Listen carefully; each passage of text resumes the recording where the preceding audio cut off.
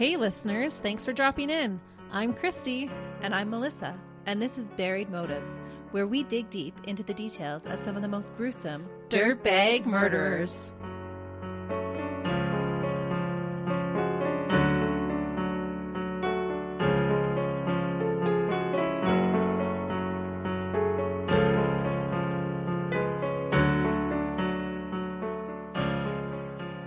Hey listeners, Welcome back to Buried Motives. thank you so much for joining us today. We are always super excited to spend time with you. If you're a longtime listener, we really appreciate you. And if you're a new listener, welcome. We hope you enjoyed today's case.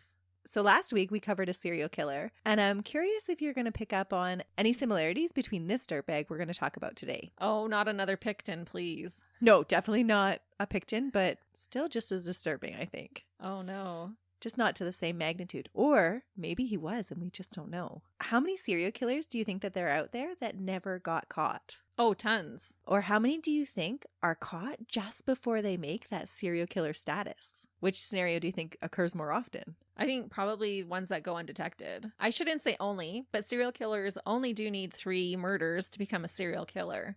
And I think, well, now that I'm saying that, I'm like, maybe a lot would get caught beforehand before they would get to that 3. Well, because usually they get really practiced, right, as they go on. True. But then they get sloppy. True.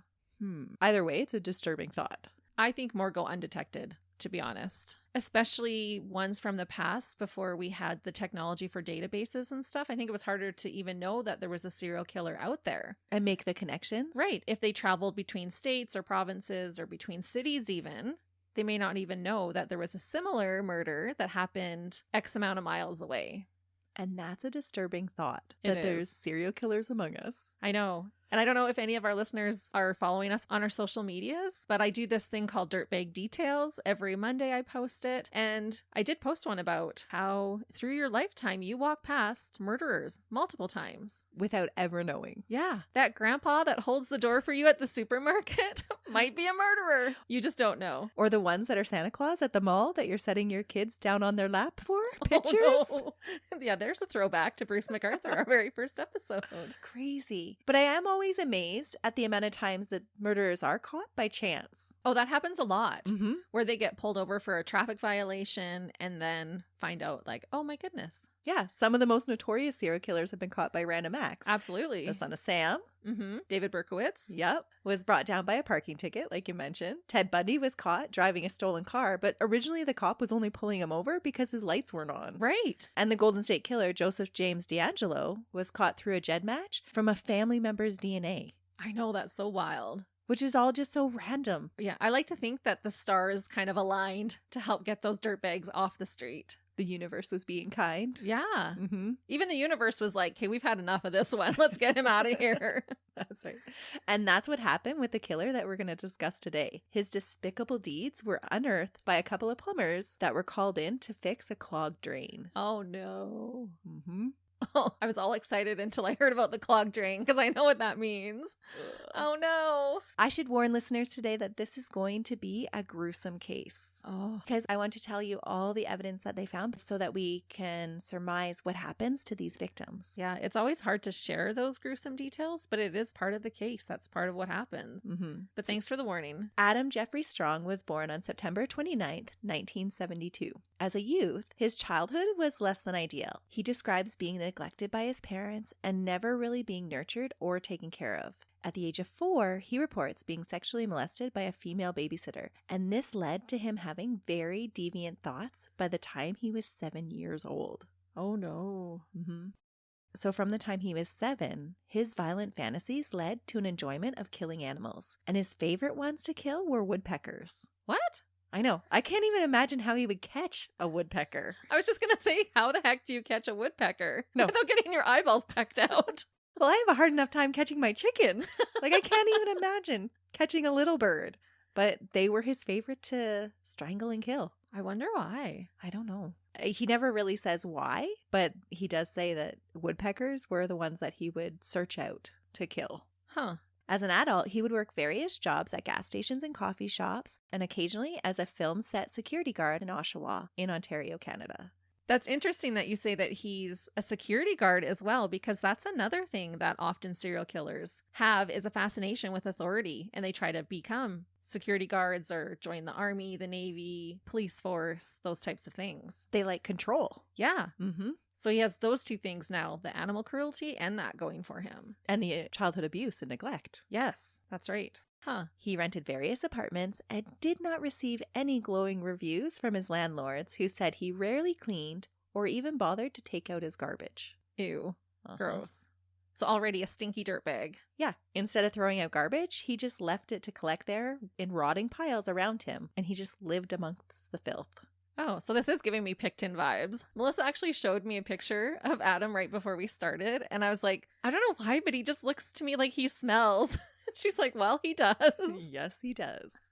Because he didn't waste any of his time cleaning, he had a lot of free time to surf websites that feature gore and people dying. He enjoyed videos of people being killed and suicide videos. Oh, so he would like search out snuff films. Mm-hmm. Oh my goodness. A great deal of his time was spent on pornographic sites that had a flair for depicting violence. Oh, and that's a slippery slope, because what might excite them at one moment, after a while, that doesn't give them that same thrill, and they go darker and darker and darker. And you're going to see that's what happens with Adam. He starts off with just enjoying BDSM, and several of his past partners would testify that he enjoyed tying them up and choking them during sex, but it quickly evolves into other things. Most of his sexual partners from his 20s and 30s would say that these acts were consensual, but as time went on, just like you said, these encounters changed from consensual to non-consensual. Oh. By the time he had reached his late 30s, he had forgone the need for choice from his partners. He wouldn't ask if they were okay with his rough sexual practices, nor would he stop when they protested. Because it's adding to his thrill. Mm-hmm. Yeah. Oh. Acquaintances who asked to remain anonymous due to fear of Adam would say that Adam's behavior grew even more bizarre after the 2016 breakup with his girlfriend. According to them, his girlfriend had finally gained enough courage to leave the relationship that was controlling and abusive. Oh, it's always shocking to me that guys like this even get girlfriends. I know, and he ends up with so many. I don't know how he finds them. So was he charismatic in his everyday life? Was this something he kind of hid? Like if you say you worked with him at the same office, would you have no idea? No, he totally does not hide it. Oh. At all. He posts it everywhere on Facebook that's what he's into. That is mind-blowing then a little bit. Like I get girls being attracted to like the whole bad boy persona, but this is not bad boy persona to me. This is full-on dirtbag. Creep. Yeah. Yeah. I don't know how he attracted women. And not to blame them for Nope. whatever reason. This is where they've ended up in their life at that time as well. And as we get into the story, I think you'll find that he has a very specific type of woman that he goes after. Oh, he preys on the vulnerable. Mm-hmm. Absolutely. So with this girlfriend that he had, Adam would often choke her unexpectedly, just randomly out of the blue for no apparent reason other than he liked to do it. So she'd just be sitting on the couch and he'd come up and choke her? Yeah, or she'd be walking down the hall and he'd just jump in behind her and choke her. By this point, it wasn't even always about the sex. He just enjoyed having power over her.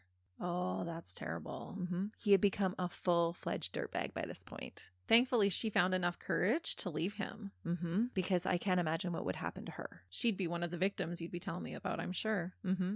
Even though his strangling wasn't just happening with sex anymore, his sexual appetite did remain intertwined with violence. His last known girlfriend would testify that by the end of their relationship, she could not recall a time when Adam could ejaculate without the use of strangulation. Whoa. And so that just goes into your theory that his behaviors would have to escalate and he would need more and more stimulus to find enjoyment. Right.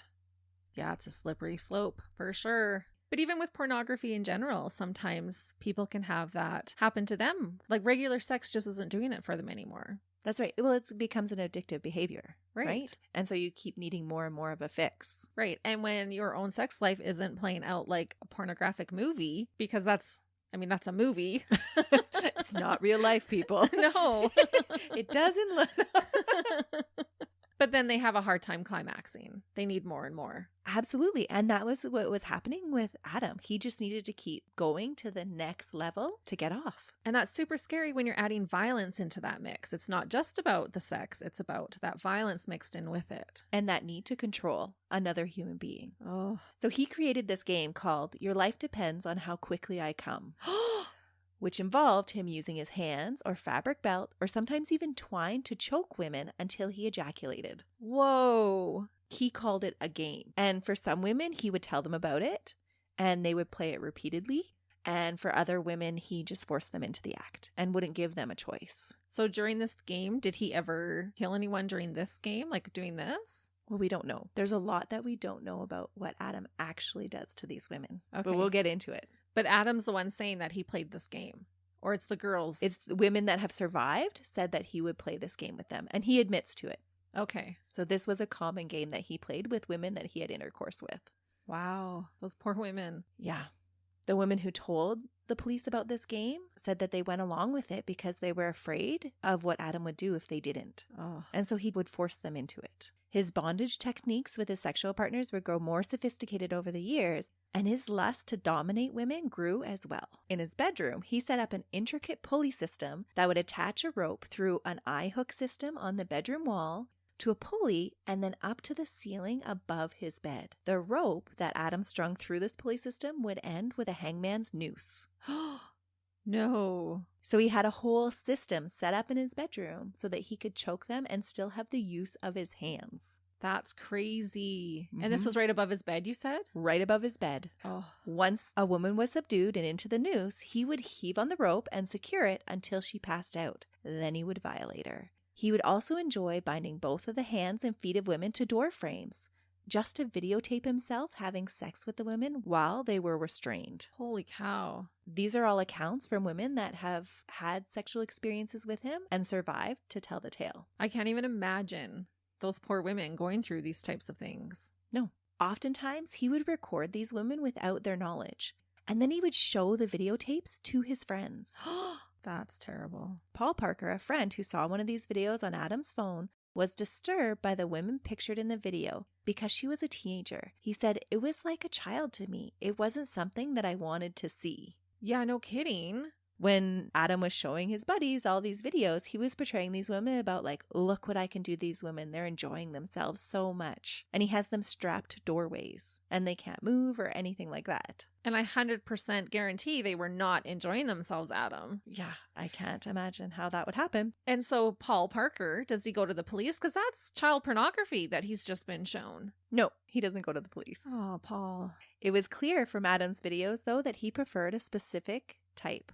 Young teenage girls. Ones that were lost and looking for love or work in all the wrong places. Oh, no. So Adam was pretty proud of the things that he was doing with women. He referred to his apartment at 19 McMillan Drive in Oshawa as the sex dungeon. And he would try to convince women to join him by telling them about the handcuffs, chains, and whips that he would use to dominate and control them. When he couldn't convince women to join them, he would pursue the local sex trade workers. It seems, even when he was willing to pay for sex, though, he couldn't attract as many women as he wanted to, and would often complain on social media, saying that it was difficult for a sex freak like himself to meet women. Yeah, because you're a freak. This is going way above just regular BDSM stuff. Way above, yeah, right? This is sexual assault. This is not okay, Adam. Such a dirtbag. Yeah, and no one feels sorry for you. And who puts that on their social media? Could you imagine?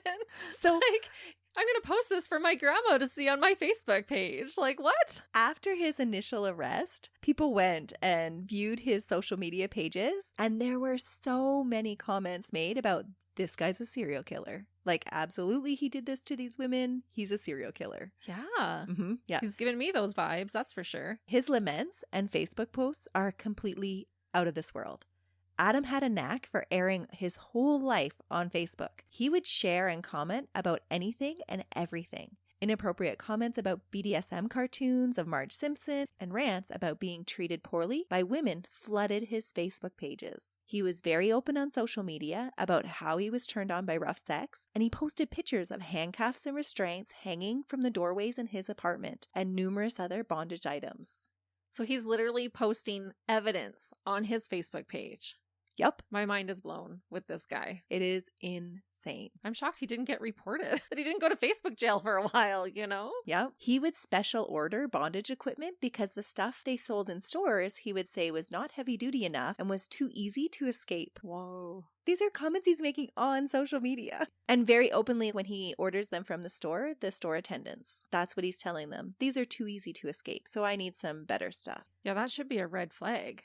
Mm-hmm. Because that's saying to me that this is no longer consensual. No. Because you should be able to escape easily. That's right. Because if you're in it and you want to be there, then you're not trying to break those bonds, right? Right. And that's fine. If that's what you're going to do, the two of you, great. But as soon as it becomes non-consensual and you cannot escape, not okay. Yeah. It should be easy to escape. He's one of the creepiest guys that I have ever researched. But up until December 29, 2017, he had no criminal record. Huh, no one reported him. Nope. Because they were so scared. The types of women that he encountered, they were often down on their luck, they had nowhere else to go, or they were young and didn't know any better. Often they were involved in the sex trade. And so he's accessing a very vulnerable population.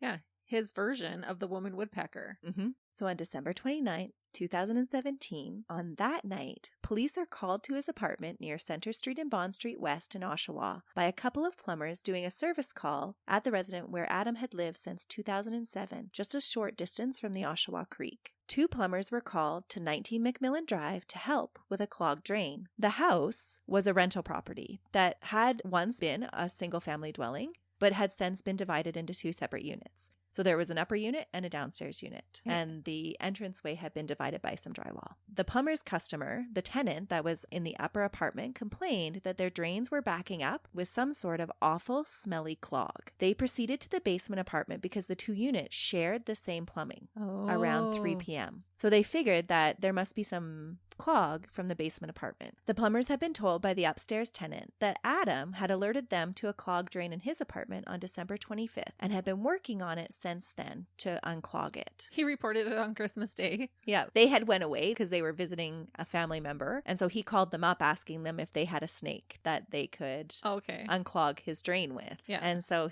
they knew that at that time he had a clogged drain and that he was working on it. He was contacting his landlord to see if she had a snake. She actually gave him some money to go out and buy one. So from December 25th to December 29th, he had been working on this clogged drain. When the plumbers arrived in the basement unit, they found Adam had actually removed his toilet from his bathroom and had been attempting to clear the drain himself with an inflated condom, which he had weighted down. What? That was his... Like, that's gonna push it through? I think that was his original plan before he got the snake from his landlord. Yeah, this'll work. Like, what? He had to use what was on hand, and condoms he had. The smell was beyond anything a normal drain would ever smell like. Oh no, there's decomposing bits, right? Mm-hmm. So the plumbers, using their industrial snake, began pulling up strips and chunks of a substance that appeared to be flesh. As they collected strip after strip of the material clogging the drain, they put it into grocery store bags. One of the plumbers, a hunter, started to be very suspicious about the material that he was pulling out of the drains. It was pink and had hair on it in places.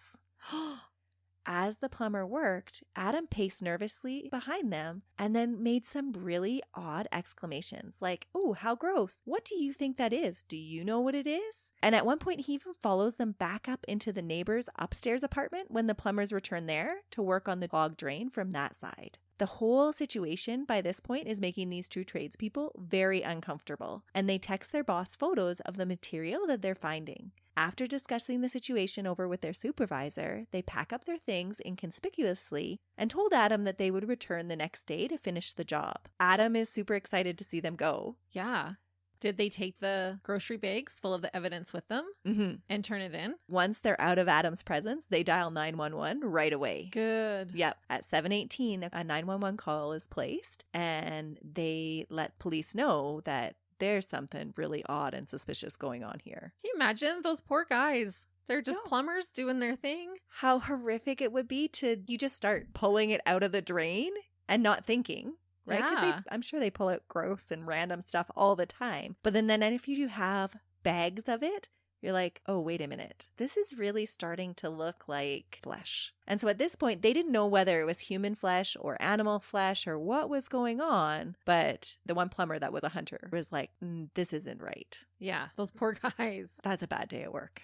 So in response to the 911 call, a constable from Durham Region Police arrived at Adam's house at 8:07 p.m. Once there, he learned that the plumbers had collected approximately 15 pounds of material from the clogged drains. And they still weren't done. 15 pounds? 15 pounds of flesh was sitting in grocery store bags. That's way more than I was picturing in my mind. That's wild. The constable wasn't able to identify the material that the plumbers were showing him, so he called in more police officers. Even seasoned veterans were unable to identify the material that was looking a lot like strips of human flesh, but it just seems so crazy of a notion that it was hard to believe that that's what they were looking at. Yeah, so random. Not what you're expecting. No. All agreed, though, that it was suspicious enough to treat the whole house like a crime scene. When the police knocked on Adam's door, Adam opened the door readily, but ignored the officer's request to come in. Instead, he stepped out into the driveway with the officers, even though it was minus 20 degrees Celsius. Oh. And for our non-metric listeners,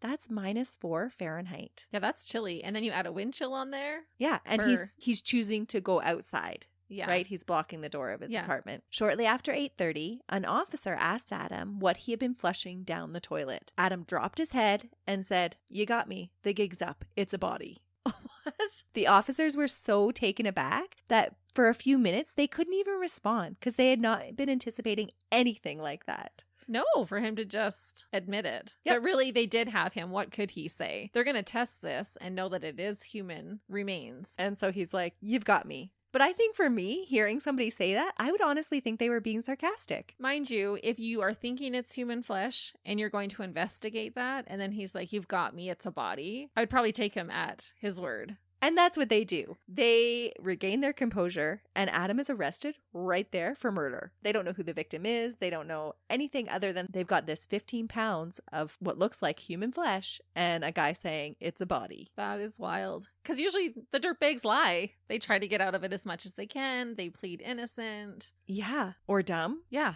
But he doesn't. Yeah. Oh, my brother was visiting. Maybe it was him. Like, he did it, not me. No. So officers, they arrest him right away. They had to use 2 pairs of handcuffs to secure Adam because his frame is so large. Whoa. But as he was being secured, he was polite with police and kindly asked them to lock his front door, worried about his belongings being disturbed. I'm thinking, he just admitted that there was a body in his drain pipes. Yeah. You're not going home anytime soon, honey. Don't worry about your belongings. And your stuff's going to be rifled through because now it's all evidence. Exactly. Yep. Well, getting into the police cruiser 10 minutes later, Adam told an officer with him that he was ready to spill the beans. The officer stopped him because he was worried about the admissibility of any of the statements that he would make without having first access to legal counsel. Yeah, smart. But at 8:49, Adam spoke up again and told the officer, "If you want to recover the rest of her, she's in my freezer. She's mainly defleshed." Oh, he used the term defleshed? And at this point, we know he used this term because he actually corrects the officer on the statement. Because the officer's quickly typing this all in to his mobile computer terminal in the car. And he corrects the officer to what his statement was. Whoa. I wonder why they didn't just record him. Like voice record it. This wasn't a call that they were expecting to have to record anybody on. True. And so they wanted to get him legal counsel right away so that all of these statements that he was making to the police would be admissible. Right. This statement sent officers looking for the freezer in Adam's apartment. Oh, yeah. Can you imagine? At least they had a heads up as to what's in there. They found the deep chest freezer in his bedroom. In his bedroom? And inside of it, they found 5 separate black garbage bags. One of the garbage bags had a dead raccoon. One had 2 arms and 2 femurs. The arms were defleshed to the wrist, but the fingernails still had nail polish on them. The femur had been completely defleshed. The 3rd garbage bag contained 2 lower legs and feet, again defleshed. The 4th bag was an entirely defleshed pelvis, and the final bag contained a female human head with a visible tattoo with the word "alive" under the ear. Get out. I don't even know what to say to that. I'm sure that's the police reaction too. He thought he was following up on a suspicious kind of clogged drain. Probably thinking he was going in like looking for drugs that were clogging a drain or something like that. Yeah, or just some dummy putting meat down the drain or Yep. Something dumb like that. Yeah. And here they found human remains in a freezer. And how terrible finding all of those bags and a raccoon thrown in there, just in the mix. And I have officially decided if I never hear the term defleshed again, I'm okay with that. How horrific. And then just the irony of that tattoo saying alive. Mm-hmm. That just gives me a pit in my stomach. And I don't know why it always bothers me when the dirt bags we talk about use garbage bags for victims' bodies, but it is just so degrading to treat a human being like garbage, like trash. Yeah, it totally is. Yeah. No one should ever end up in a garbage bag. No. So that tattoo was completely ironic. And one of the officers recognizes it and believes it to be from an unsolved case from the September of that same year. Oh, so someone had reported this woman missing. Mm-hmm. Back on the evening of September 11th, 2017, at 8:30 p.m., some individuals that were fishing off the pier at the Oshawa harbor spotted what they thought was a turkey or chicken carcass floating in Lake Ontario. One of the skilled fishermen cast his line and hooked an object to bring it in for a closer view. When they brought it to shore, the fisherman made the gruesome discovery, and I'm betting he wished he wasn't so good at casting. It was a decomposing female torso that had been split up the center line of the rib cage, and there were no internal organs left in it. So does this belong to the woman in the freezer? Mm-hmm. These remains were later identified as Rory Hatch. She had been last seen on August 30th at 9:11 p.m. Rory's body was identified by DNA testing in early November, but police had yet to find who was responsible or what had happened to the rest of her body. Yeah. And it's so wild to me that he kept all this other parts of her and then threw some into the lake. That doesn't make sense to me. His answer is going to madden you. Oh, no. Mm-hmm. I'm maddened already. Rory had been a troubled youth that had been bouncing between shelters and sometimes sleeping outside in the cold. She had an addiction to drugs and used the sex trade to fund her habit. And she occasionally stayed at a shelter called the Refuge. And so police had interaction with her and they knew who she was. And that's why this one policeman recognized her tattoo, because he knew her as one of the people on the streets that he would encounter. Right. And that's a very identifying mark. That kind of tattoo is not one you would see, especially in that place. There were some rumors around the time that Rory disappeared that she had been pregnant, and she was making some steps to actually start turning her life around because she wanted to keep this baby. Adam, though, would later strongly deny any rumors while being interviewed, saying that he had intimate knowledge of Rory's reproductive organs and that she wasn't pregnant at the time. That means like after he killed her, he knew, oh, so that is meaning what I'm thinking it's meaning. He cut her up enough to know that she wasn't pregnant. Yeah. Ugh. Adam was taken back to the police station, was held in a dry cell so that he could not destroy any more evidence down the drain. He wasn't interviewed until 1:17 in the morning because the police actually changed the murder charge to an indecent interference with a dead body after they consulted with their legal team. The legal team was afraid that they were rushing in with this murder charge, and they were afraid that they wouldn't have enough evidence to actually make it stick. So charge him with this right now, and then we'll charge him with murder as soon as we have enough evidence. Absolutely. Okay. So originally they have him on an indecent interference with a dead body. And he's copying to this one. He's totally admitting that, yep, I chopped up this dead body. By this time, Adam had also met with lawyers, and his original mood for spilling the beans had disappeared. Oh, I bet. Now he's like, oh, I was holding it for a friend. Yeah. Well, they've told him that they're going to charge him for the indecency to a human body. He's willing to talk about that, but he won't talk about anything else. During his December 30th interview, Adam is open to discussing dismembering and disemboweling Rory's body. But when questioned about other possible victims, he denies it. Because at this time, they just have a freezer full of body parts. He remains very close-lipped about anything else after that. Other than, by the way, there's a pipe bomb in my apartment hidden in a storage cubby. You might want to be careful. I don't want anybody to get hurt. Oh, that's crazy. So after obtaining a warrant on December 30th and having the bomb squad come in and detonate a pipe bomb on the 31st, police start an in-depth search of Adam's apartment. Wow. It's actually shocking to me that he even told them that that was in there and didn't let them just discover it, and it would blow up them and the evidence. And this is how I think he kind of coerced or tricked some of his victims or some of the women that he had sex with into it, because there are times that he seems like a decent, nice guy. Like, oh, I just want to take care of you, so I'm going to tell you about the pipe bomb that I've got there. Or he was very polite with police officers when they arrested him, like thanking them for being gentlemanly and being kind to him. And like he's got this dichotomy of personalities that is very strange. So he's like a super nice guy, except when it comes to his sexual fantasies and his domineering thoughts. Interesting. Yeah, because it doesn't seem to mesh together. It doesn't at all. Wild. So the police's search of his apartment was made extremely difficult because of the state that Adam Adam lived in. It was extremely cluttered, very dirty, and in complete disarray. Instead of an actual bed, Adam had several deflated air mattresses stacked together, and several more were found in a spare bedroom. Garbage was piled up in almost every corner of his apartment. Ew.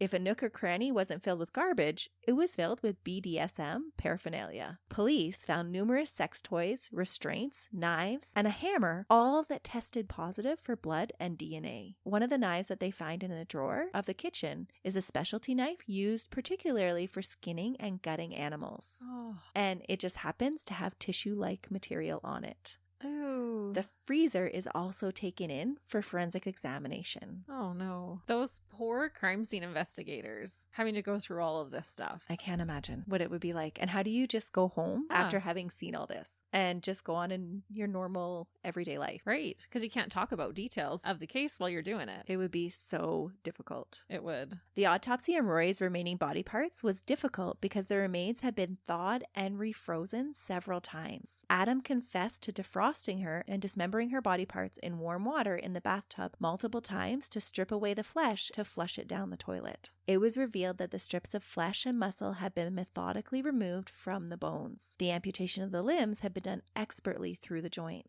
Rory had significant bruising from several blunt force blows to the right eye, both cheeks, and her chin. A lack of healing at any of these contusions indicated that they were delivered close to the time of her death. Her skull also revealed 2 or 3 areas that had been fractured. Because of the lack of contusions around the fractures, though, it is possible that these blows were delivered post-mortem.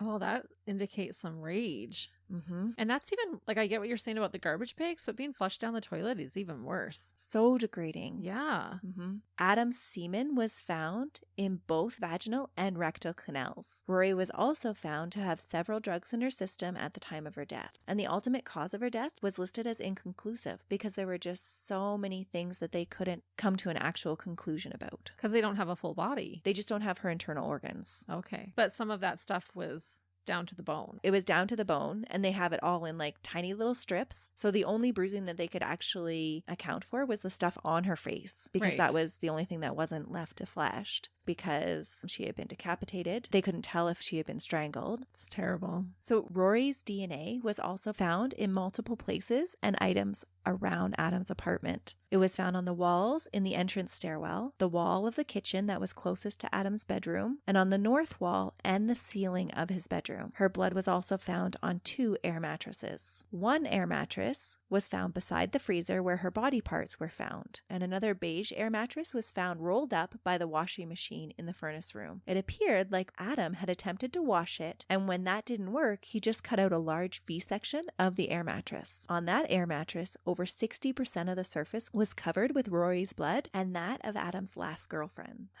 who's still alive. She made statements. Oh, okay. So I was like, well, there's our other victim right there. Yeah, she was still alive. She had made statements to the police. Okay. But because it had DNA from Adam's last girlfriend, they knew that this had been where he was sleeping. This had been in his room. Right. It was surmised that a bloodletting event had to have taken place on this air mattress because it was just so saturated in blood. Rory's blood and DNA were also found on cuffs of a spreader bar, a bent hammer, a walking stick, and the pulley system that I told you about earlier, several other sex toys, and 7 different areas in the interior of the freezer. Rory's pink running shoes were found with blood on them tucked near the headboard of Adam's bed. No blood was found on the insides of these shoes. She had to have been wearing them at the time of her death. Oh. Other areas of the house and items also have DNA profiles from unknown sources. A crowbar was found to have blood on it, but there wasn't a sufficient enough quantity to actually test. So when they were collecting evidence from his apartment, they were finding blood and DNA evidence everywhere. Sounds like it. Mm-hmm.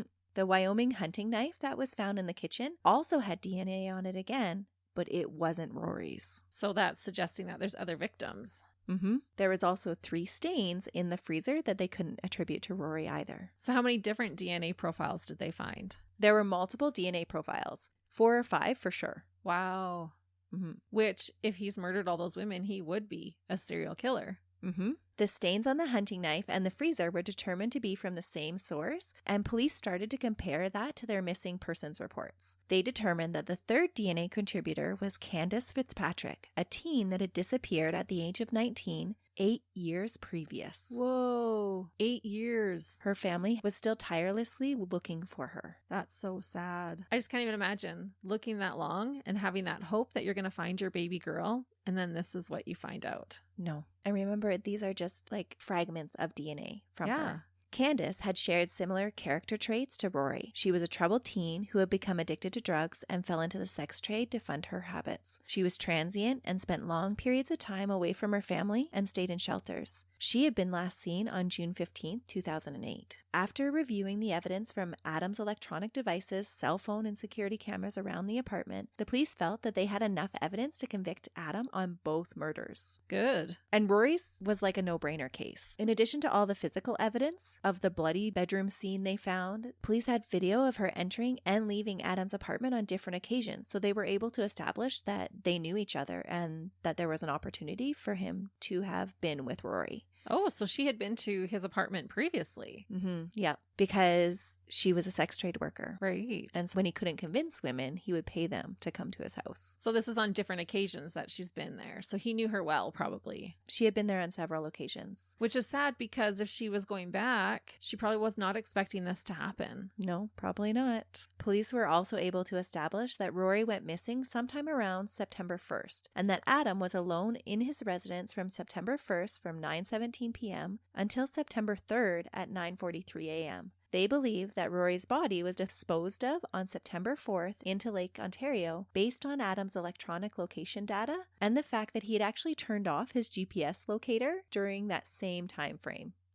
So even though he had turned off his GPS, they were still able to pick up where his cell phone was, and he had went to Lake Ontario on September 4th. And by him turning off his GPS locator, that is totally showing suspicion. Yeah, super suspicious, right? Yeah. Yeah. Candace's case was a little bit trickier, though. While they had Adam's admission that he knew Candace, and they had her DNA on the hunting knife and in the freezer, they had no body and no other leads. But based on the girls' profiles and what they knew about how Adam treated Rory and where her body had ended up, they felt that they had enough to get some sort of conviction for Candace as well. For sure. And the way I see it, if you're being convicted and there's enough evidence to prove that you murdered this one woman and did all of these horrific things to her body, if they find more women's evidence, I don't care if she just had a nosebleed at your house. If you did this and we find her blood, you should be charged for her too. Come at me if you want, but that's how I think it should be. Yeah. But very, very tricky to actually convict on. Oh, yeah, totally it is. Police believed, based on his past behavior with other women, that Adam had elicited both women for their services and had confined them and then killed them by some unknown manner. Both women were then dismembered and stored in the freezer at some point. And that's what I mean. They found this other woman's DNA, her blood, in the freezer. That should be proof enough. He had stored another woman's body there. Yeah, exactly. Yeah. After the time that the both women spent in the freezer, he started to dispose of their bodies. On November 8th, 2018, the charge of indignity to a human body was withdrawn, and he was rearrested and charged with 2 counts of first-degree murder for Candace Fitzpatrick and Rory Hatch. At the time of his arrest, he was once again interviewed by police. During this interview, he was very concerned about trading details of his crime for certain comforts in prison. And he actually mentions the deals that Picton gets. He does? Yeah. Oh, what a dirtbag. I don't know how those officers don't want to just like punch him in the face. How they practice any restraint at all. Yeah. Like, oh, I'll tell you this if you get me another pillow. Yeah. He comments several times about being willing to spill the beans for a deal. If a deal isn't in the mix, Adam refuses to answer any of the investigators' questions related to the deaths of Rory or Candace. Although he does stay very chatty during this whole 11-hour interview. Whoa. Of the numerous things that he hints at, some of the most shocking ones are when he appears to be on the verge of answering one of the detective's questions about the details of the woman. And he catches himself and several times says something similar to like, oh, but I can't say that. Oh. Because he's been given legal counsel not to talk. Right. But he's like taunting them then. He's like teasing, like, oh, wait, I can't tell you that part. When the detective makes the statement, honestly, Adam, I think there are more than 2, Adam challenges him and says, well, have at her. Find him. Oh, the arrogance. Like, he is so cocky. When describing how he dismembered Rory, he makes the comment that her liver was the largest liver he had ever seen. And I'm not sure how many livers that you've seen, but I'll bet it's just as many as a gas attendant or a coffee shop worker would have seen. Yeah, 0. Exactly. The largest liver he has ever seen. Yeah. Where is he getting the comparison from? Yeah, if you're not a surgeon... How many livers have you seen? Right. Hopefully everyone else can answer 0. Unless you have a Right. profession that actually, like I've seen some livers, but that's because I've worked in the OR. Right. Right. That's what I mean. During the interview, he expresses frustration at his procrastination and the faulty plumbing that led to his arrest. Adam told police officers that getting caught was just bad luck. I just got greedy. So he totally blames leaving the DNA on the knife, not cleaning up Rory's shoes. He just got lazy. Oh, no, it was karma. Karma came and bit you in the butt. Even though it led to his arrest, he maintains that flushing the flesh down the toilet is a, quote, awesome way to get rid of evidence. He also makes it clear that he is aware of how to get rid of DNA evidence, telling the police that he just had to boil the knife and get rid of it. He was just too lazy to do so. Which is making me feel like there was way more victims. At least he's wanting to taunt the police so that they will feel that way. Mm-hmm. Like, no, I know how to do this. I've done it. It's easy. I just got lazy this time. Yeah. And I didn't take care of it. And the amount of skill that he used to dismember Rory is concerning for me. Right. And like you said at the beginning, sometimes serial killers get sloppy and that's how they get caught. And it's after you've done it so many times that you start to feel invincible and you get more brazen and you're like, meh, I'll clean that next week. It's fine. Well, it sounded like he was flushing the flesh down the toilet faster this time because he had a certain time frame. The people upstairs were away on vacation. And he was probably wanting to make room for another victim because, like we said, these things escalate. When the detective suggests that Adam disposed of Roy's body on September 4th, Adam answers and says, I think that's a pretty freaking good guess there, bud. Won't admit it, but that's his comment to the police officer that says, yeah, this is what we believe. Wow. When questioned about whether he had lied during his original statement to police when they'd asked him about there only being one victim, Adam explains that self-protection is a worthy thing to lie for. He states, I'm not a liar. I generally am not, but I often said, you know, things I'd lie about. No, officer, I didn't kill that woman. Or no, I didn't rape that girl. Those are things that are reasonable to lie about. No, it's not, Adam. It's not reasonable to do those things. But in that statement, I just thought, there he admits. He knows that what he's doing to these women is rape. Yeah, and that it's wrong.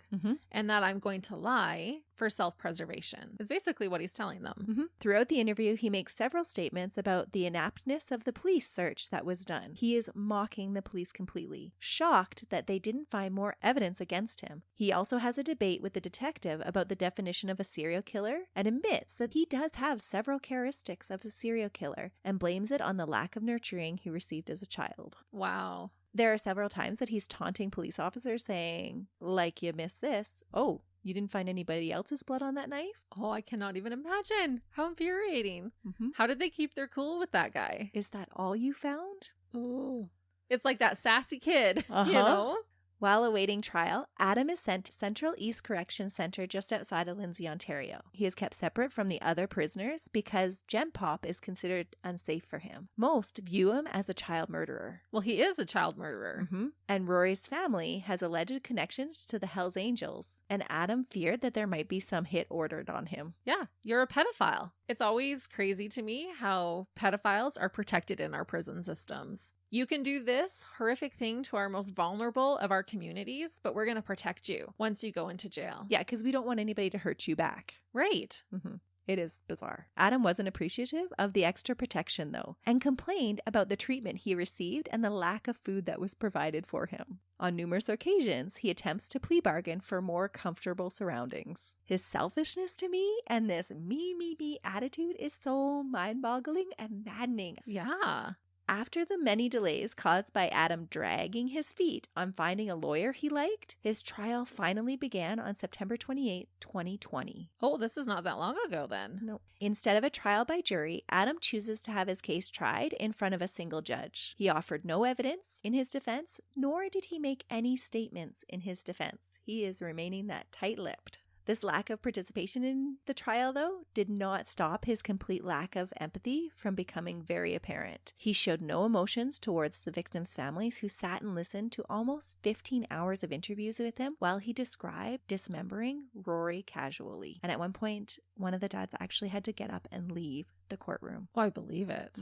During the trial proceedings, there were several times that Adam made sarcastic jokes and had to be reprimanded by the judge. Oh, Oh, what a dirtbag. And at times, he refused to leave his cell for a video appearance in court, all resulting in the trial being dragged out. 37 times these people had to come to the courthouse. And sometimes he just refused to leave his cell. I don't understand how they can be allowed to refuse to leave. Well, he would just say, I'm not feeling well today. Can they not restrain him and bring him in Hannibal Lecter style on a dolly? Well, remember, they should. Yeah. But remember, this is during COVID. And so he would just say, I'm not feeling well. And I'm like, oh my goodness, you are appearing on video. Who cares if you're not feeling well? These people had 37 appearances they had to make. And you're having to go through that emotional hell preparing for that every single time. 37 times you're having that pit in your stomach. You feel like you want to vomit, knowing that you're going to see the face of the man that did this to your daughter. Working yourself up every single time. And then to get to court and find out that he just doesn't want to show up on video. Yeah, which would then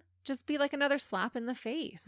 No, you tie that sucker up to a dolly like Hannibal Lecter and you roll him in there. Yeah. Candace's father was enraged. He had waited over 10 years to find out what had happened to his daughter. And this is what this dirtbag was doing to him. I cannot even imagine. I'm enraged and I'm just learning about this now. Yeah.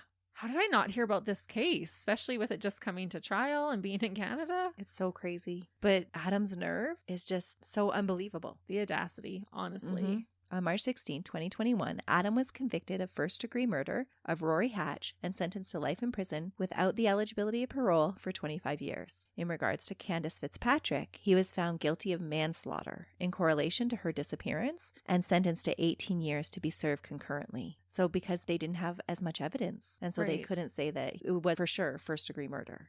Right. But for sure he had caused her death, is what the judge concluded. At the sentencing trial, the judge made the following statement. Mr. Strong, you are a dangerous predator. You decided to feed your selfish desires, and in doing so, you took 2 young, vulnerable lives. You murdered Rory Hatch, you butchered her body, and you disposed of her unhumanely. You unlawfully caused Candace Fitzpatrick's death. You butchered her body and managed to deny her family the ability to lay her remains to rest. You not only took these 2 young, vulnerable lives, you also entirely destroyed the lives of those people who stood closest to them, loved them, and cared for them. You may never be capable of feeling the true weight of the damage that you have caused, but as the days turn to months and the months turn to years, I sincerely hope you come to realize what you've done. But for now, your moment before us is done. From here, you will go to prison, and in all likelihood, you will never be seen in public again. In time, you will be forgotten. Well said. Not long after Adam was sentenced, the Homicide Department received information in July 2021 that Adam was being heard from again. He was ready to disclose some information about the location of Candace's remains. He led police to a small clearing by a tree line behind Secreto Drive near Britannia Ave East in Oshawa on November 4th. There, he pointed out the general area where he believes was the spot that he hid Candace's body. Human remains were found and dug up at the site from November 8th to the 13th and were confirmed by the Center of Forensic Science to be those of Candace Fitzpatrick. 14 years after she went missing, Candace's body was returned to her family and laid to rest properly. Wow. During a press conference in February 16, 2022, police confirmed to the general public that the partial remains that Adam had led police to were in fact Candace's. Police assured the public that there was no financial compensation or any added privilege for Adam based upon his help to recover these remains. So he just voluntarily wanted to tell them where she was? Yep. That's a twist. I know. Do you think he was starting to actually feel some remorse and wanted to give that family closure, or he wanted his name in the news again? I think he was after the media attention again. Rory's mom made the following statement at that media conference and said, Adam does not deserve praise for helping the police and attributes God to finding the remains. She said, conscience is ugly when you're dealing with it in the dark all by yourself. You know, I'm not grateful to him. I'm thankful to God that he made this happen. And you know, I'm happy for the family now to have closure. So that was Rory's mom, not Candace's mom. Right. Okay. Yeah. Maddeningly, Adam's sentence involving Candace's death cannot be changed now. He was already tried for her death and received a sentence for it. So unless they're going to lay additional charges, they can't charge him for murdering her again. Right.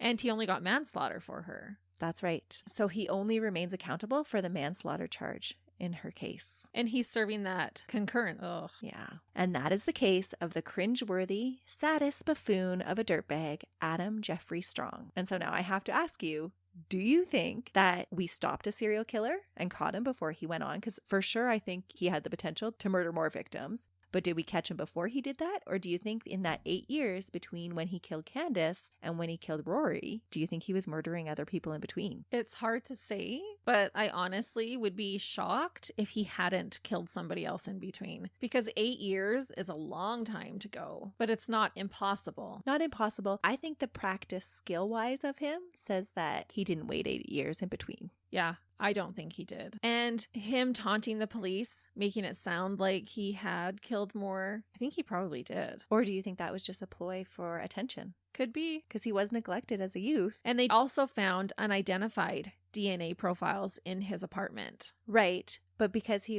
had such a active sexual lifestyle, it wouldn't be uncommon for them to find other DNA profiles on all of his BDSM paraphernalia. That's true. But what about blood? Did they say how much blood they found of other people? No, the blood, they found 4 blood profiles. One was his, one was an ex-girlfriend, one was Rory's, and one was Candace's. Okay, well, maybe he didn't, because if they found Candace's from 8 years ago, how come hers wasn't cleaned up and other people's were? That's true. How would you clean up in the freezer, wipe down, and miss hers? Right, when hers has been there the longest. Yeah, maybe they caught a serial killer in the making. Yeah, let's hope that. Ugh. Well, it will be interesting because he waited some time and then recently told where Candace's remains are. We'll have to keep an eye on this case and let our listeners know if he starts to admit to other killings. Yeah, there were at the time a lot of teenage girls that were going missing from the sex trade in that area at the time, in between Candace and Rory. Right. I will not be surprised. I'm going to say I hope that there are no other victims, but I won't be surprised if we find out later that there was. Yeah, it's hard to tell with this dirtbag of whether he's just after attention and is claiming that he killed more than he did. Right. Or if he actually did kill more.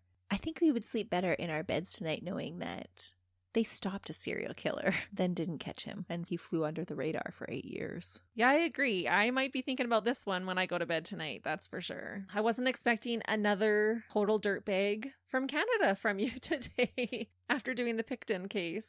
It's amazing how many dirtbags there are out there. It's true. Well, I will do my best next week to bring a case that's not so gruesome because we've done this to you now 2 weeks in a row. We'll be looking forward to something a little bit lighter next week, Christy. If murder can be light. Until next time.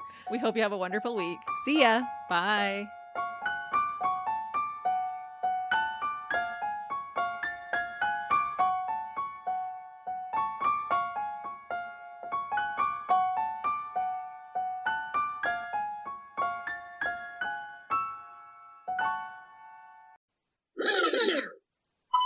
We're coming to you hot. That's going to sound bad. That's another podcast. Oh, really? Oh, really? Yeah. Acquaintances who asked to remain anonymous. To remain what? Hold on. I'll get it. Even with my glasses on, I still can't speak. While they were Oh my goodness. I'm like, if you could see my face right now. Maybe I shouldn't say that because there might be a lot of like people who. The residents. So the resident. She had to move. Okay. Oh, yeah, I have to bite my tongue on that one. Even season. Ease of it. Time. No, don't say that. Made the gruesome with police off. He was very polite with police. First degree murder. Yeah, they need to bury him in mortar. That's the best to make fun of you.